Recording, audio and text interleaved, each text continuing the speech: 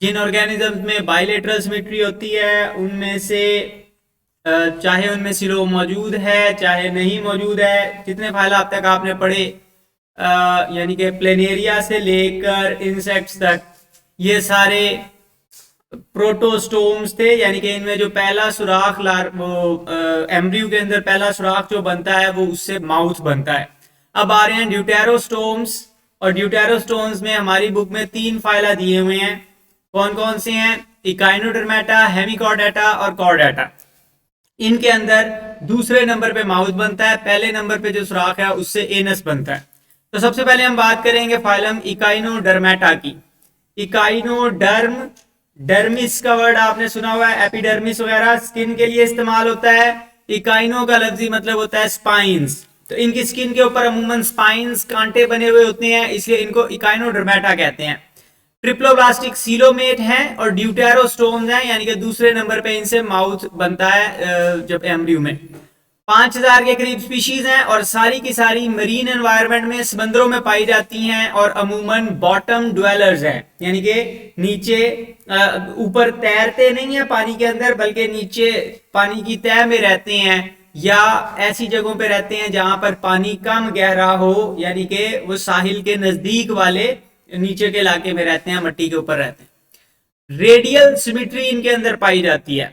अब radial symmetry आप याद करें तो वो तो प्रोटोस्टोम्स में भी नहीं थी, वो थी उससे भी पहले, जब हमने वो डिप्लोब्लास्टिक ऑर्गेनिज्म पढ़े थे कि जी जेलीफिश है, हाइड्रा है, तो उनके अंदर रेडियल सिमेट्री है। ठीक है, अब कहा वो आप इकाइनोडर्मेटा पे आ रहे हैं, सारे फाइला को, बाइलेटरल सिमेट्री वाले सारे फाइला को क्रॉस करने के बाद इस फाइलम को क्यों पढ़ रहे हैं, हालांकि इनके अंदर रेडियल सिमेट्री है।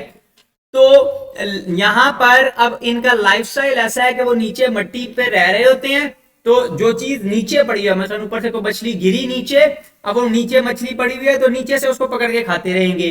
तो इनका लाइफ साइकिल ऐसा है कि उसके लिए इन्होंने अपनी बॉडी को बाइलेटरल सिमेट्री खत्म करके और रेडियल सिमेट्री में एडजस्ट हुए हैं। ठीक है, यानी कि पहले पुराने जमाने में इनके आबाओ अजदाद बाइलेटरली सिमेट्रिकल होंगे, लेकिन आहिस्ता आहिस्ता अपने लाइफस्टाइल के हिसाब से ये रेडियल सिमेट्री के हिसाब से एडजस्ट हो गए, और इनके लार्वी अभी भी बाइलेटरली सिमेट्रिकल होते हैं। यहाँ पे आपको स्टारफिश के लार्वे दिखाया हुआ है, इसको अगर आप एक एंगल से काटेंगे तो ये इक्वल हाफ में डिवाइड होगा, बाकी किसी एंगल से काटे तो इक्वल हाफ में डिवाइड नहीं होता।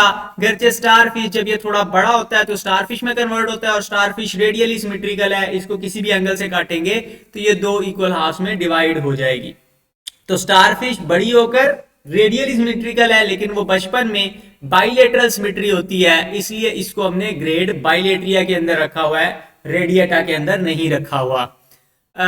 एपिडर्मिस इनकी डेलिकेट होती है और एपिडर्मिस के ऊपर स्केलेटन चढ़ा हुआ है, और ये स्केलेटन मीजोडर्म ने बनाया है। ठीक है, अब तक जितने फाइला आपने पढ़े हैं उनके अंदर क्या था, उनके अंदर अगर बॉडी के बाहर कोई कवर मौजूद है, मिसाल के तौर पे आपने मुलस्का का शेल पढ़ा है, या आपने इंसेक्ट्स के अंदर उनका एक्सोस्केलेटन पढ़ा है, तो ये जो स्केलेटन बने दोनों, ये किसने बनाए? ये एपिडर्मिस ने बनाए थे, आउटर मोस्ट लेयर ने बनाए थे बॉडी के। ठीक है, अब इनकी भी बॉडी के ऊपर स्केलेटन चढ़ा हुआ है, लेकिन ये स्केलेटन किसने बनाया है? ये मीजोडर्म ने बनाया है, एक्टोडर्म ने नहीं बनाया। इस लिहाज से भी पिछले वालों से डिफरेंट हो गए हैं। ठीक है, चढ़ा बेशक बाहर हुआ है लेकिन बन मीजोडर्म से रहा है, इसलिए इसको हम एक्सोस्केलेटन नहीं कहते, इसको हम एंडोस्केलेटन ही कहेंगे, क्योंकि ये मीजोडर्म से बन रहा है। और ये स्केलेटन कैल्शियम कार्बोनेट का बना हुआ है, यानी कि चाक का बना हुआ है, जिस मटेरियल से आपका चाक या संगमरमर बनता है। स्किन के ऊपर इनकी स्पाइंस होती हैं, इसलिए इनको इकाइनोडर्मेटा कहते हैं, और मुंह नीचे की तरफ होता है यहां पर। अब इसका मुंह ये नीचे की तरफ है। ठीक है, बॉडी की शेप वेरिएबल हो सकती है, बाज दफा सेंटर में एक डिस्क होती है, सेंटर में एक गोल सी चीज होगी, और उसके साथ फिर बाजू जुड़े हुए होंगे। मिसाल के तौर पे आप स्टारफिश को देख सकते हैं कि यहाँ पे एक सेंटर वाला इलाका है और उसके साथ बाजू जुड़े हुए हैं, या आप ब्रिटल स्टार को देख सकते हैं कि यहाँ पे भी एक सेंट्रल डिस्क है और उसके साथ 5 बाजू जुड़े हुए हैं।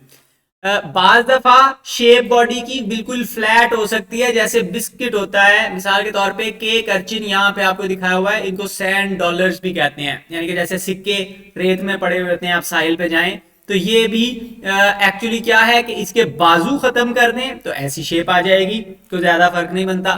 फिर बाज दफा ओवल शेप हो सकता है या स्फेरिकल शेप हो सकता है, गोल अंडे जैसा, जैसे कि ये है, ठीक है। अब इसमें क्या है कि इसने बाजू ऊपर की तरफ मोड़ के आपस में वो बंद हो गई है, गोल शेप बना लिया है, इसलिए इसको ये ओवरऑल गोल नजर आ रही है, इसको कहते हैं सी अर्चिन।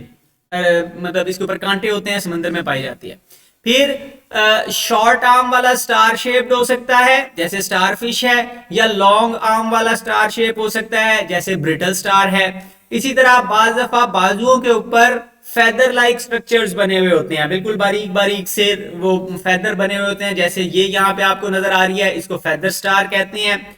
और बाज दफा पतले वर्म लाइक बॉडी होती है, सुंडी जैसा नजर आता है, मसलन सी क्यूकम्बर है, ये यहाँ पे आपको नजर आ रहा है, ठीक है।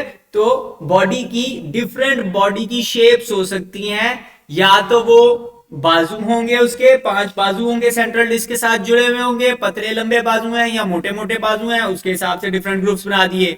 या बॉडी की शेप गोल होगी बॉल की तरह की या अंडे जैसी, तो सी अर्चिन में है। बाज दफा वही बॉल फ्लैट हो जाती है तो केक अर्चिन बन गया। अगर लंबे लंबे बाजुओं के ऊपर पर जैसे बारीक बारीक से रेशे लगा दिए जाएं तो फेदर स्टार बन जाएगी। और बाज ऐसे हैं जो पतले लंबे से हैं, इनको सी क्यूकम्बर कहते हैं।